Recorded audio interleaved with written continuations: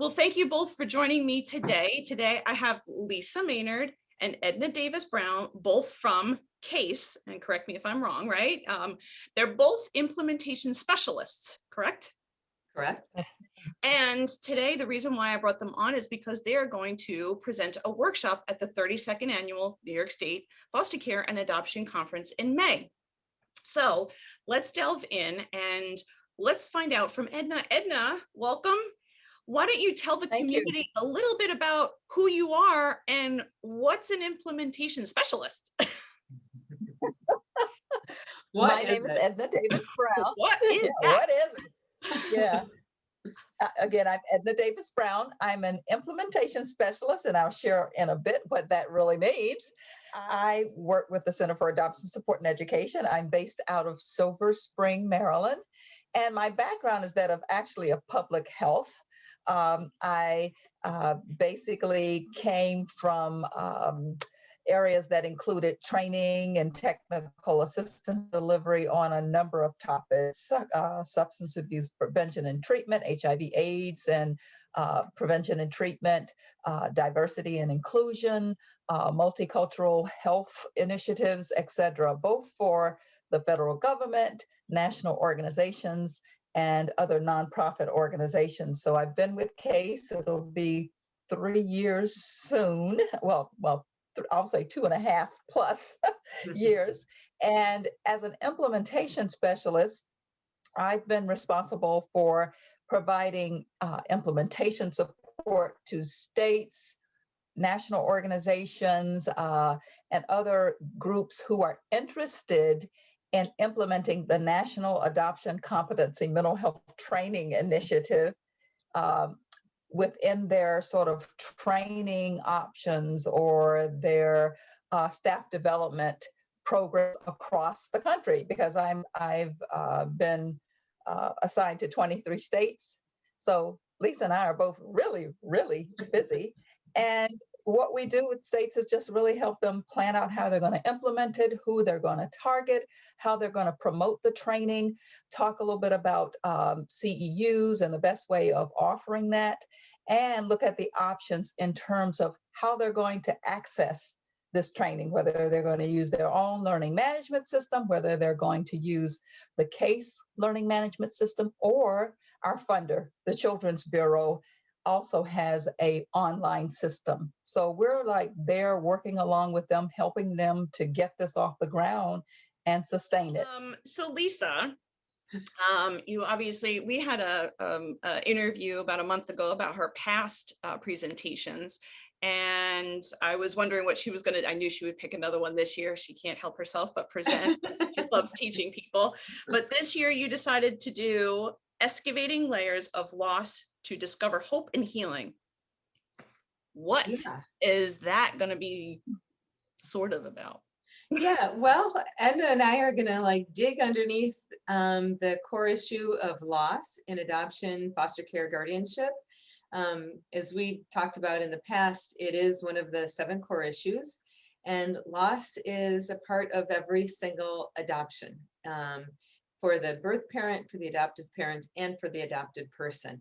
So we're going to see what that looks like for different members of the constellation, adoption constellation.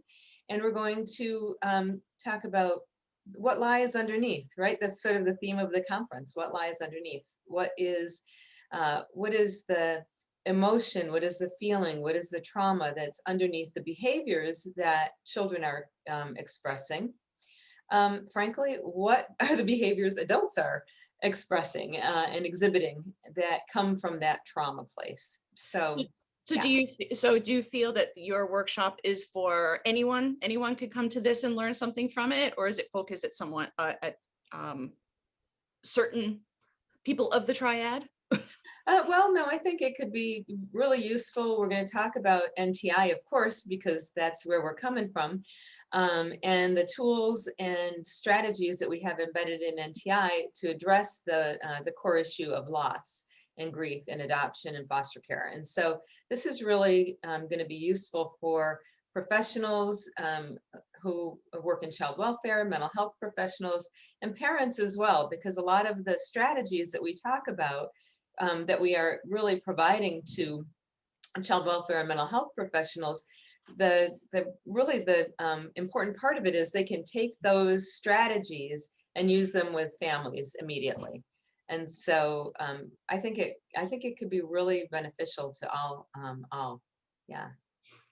Lisa, what brought you to the mental health career for you? What brought you to it? A lot of people end up having something that makes them want to do this, because it's a tough job. Obviously, it takes a toll on you yourself, but obviously people love doing it for families. What brought you to it? Yeah, that's a really great question. And for many people who come into the field, and Edna, I'm going to guess the same is true for you. You come in from a personal experience and a personal history that drives you towards something. So the desire to help others address, stuff that has had an impact on their lives. So, things that were in my past that led me to think I might benefit from therapy. My own personal losses, my history of loss. I lost my dad when I was 20. He died suddenly, and it was really traumatic. And so kind of drove me into that. And then going through infertility and trying to decide what to do from infertility. I really wanted to be a mom. Led me into adopting my children. And then like having this understanding that, wow, there is way more to adoption than I want to be a mother. And so just, life's every step on the path takes you in a direction. And how can I be of service to others in this on this journey? Well, what about you, Edna? What brought you to this career? Well, I think it's similar in terms of my interest in working with people and health education and the love of public health and all of the arenas that go within that. Some loss as well. Youngest brother having passed away due to HIV and AIDS, and also having a niece who is a foster mom, and seeing all of the things that she's been through in terms of working with social workers and all of the things that kids bring to that experience, the trauma, the things that she's had to work through in order to really reach out and help these kids. And she's continuing on this path. So it's been interesting watching her as well. And it's motivated me in the work that I'm doing now. And just having a background in training and public health really fits in with this as well. Great, thank you. I've asked Lisa this before. I ask everyone, I get excited about this. If you need a second, I love asking what kind of I'm broadening it out. I usually ask you what your favorite books are that helped you or you like to recommend on your journey, but I've broadened it out to also mentors. People in the community that you might feel helped you, guided you, looked up to. But I love the book thing because there's so many different books out there that people like to let the community know about. What about you, Edna? For me, it's the book called Being Adopted, The Lifelong Search for Self by David Brzezinski. So for me, it was just a great book for me to read as I'm in this sort of new arena for myself and listening to the voices of adoptees and adoptive parents and learning more about their stories. I think this is a good book to read. The other, of course, was Debbie Riley's and John Meek's Beneath the Mask, Understanding Adopted Teens, which really gets at the key issues and how you need to address them to create successful therapeutic situations, the complexities of adoption, helping kids to really look at the person within, identity formation, all of those things that are just really critical in terms of learning more and providing meaningful support. Awesome. I wanted to know did you want to know about mentors and that sort of thing, or am I jumping the gun? No, go ahead. If you got some mentors in there, go throw Yeah. them in there. I'm going to Yeah. ask Lisa. It's giving her a second to think about the mentors part. Yeah, but maybe not necessarily directly affiliated with this particular topic, but one of my best mentors is a 92-year-old woman who is a social worker and still volunteers her time. She's 91, but acts as though she's 50 and looks as though she's 50. She lives in California. Her name is Anita Moore Hackney, who worked at Howard University for years. And she has just been a phenomenal mentor in my life. Another is Dr. Lula Beatty, who worked for the National Institute of Health around health disparities. And also I worked with her at the American Psychological Association. So a lot of work around health disparities and equity as well. And some of these very topics were embedded in that. So 2 great mentors of mine. Wow. Okay, wonderful. I can't wait. I'm going to see if That's I awesome. can Google them too. Lisa, I know I've already asked you books, but do you, I didn't ask you about mentors. Do you, Yeah, do you well, have you anybody know, along your line? well, oh my gosh, so many. I gotta say, my biggest teachers have been my children, who are now my adults. I don't know what do you call adult children? My adults. Okay. They've been really my biggest teachers and have really shown me that I need to broaden my perspective and open my world up. That adoption has been such a tremendous experience in that way for me. People that you know very well, I'm sure, Shaman, and have, over the years, Sue Bideau, who I absolutely adore. She's been a great friend and a mentor to me. Judith Ashton, who was the director of the New York State Citizens Coalition for Children, which is the, predecessor of the AFFCNY. She was a huge mentor for me. We became good friends and showed me a lot. There's just so many. The people who are in the field of adoption. Susan Cox, who is a Korean-born adoptee, like my kids. The first time I saw her, I couldn't stop crying.